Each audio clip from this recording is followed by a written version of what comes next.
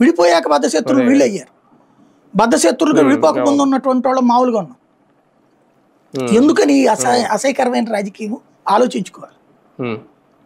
అవును అవును. కానీ ఒకటి సార్ ఫైనల్ గా అంటే ఇప్పుడు ఫోకస్ మొత్తం ఇటు వైజాగ్ ఇటు తిరుపతి వైపు వెళ్ళబోతుందా చంద్రబాబు నాయుడు గారిది? బాబు గారి ఫోకస్ ఏముండదండి.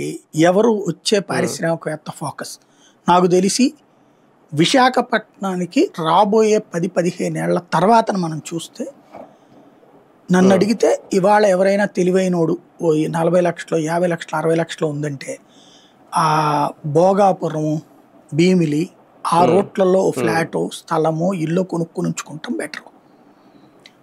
గ్రోత్ విపరీతంగా పెరుగుతుంది అటుకి.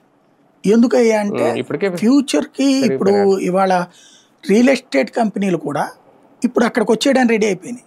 ఎందుకంటే అన్ని కంపెనీలు అక్కడికి ఇప్పుడు గూగుల్ వచ్చిన తర్వాత ఆటోమేటిక్గా వస్తాయి.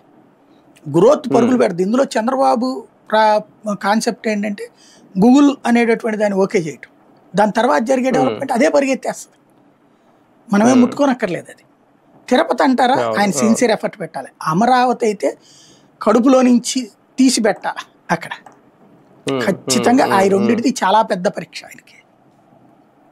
అదే కదా. రైట్ రైట్ చూద్దాం.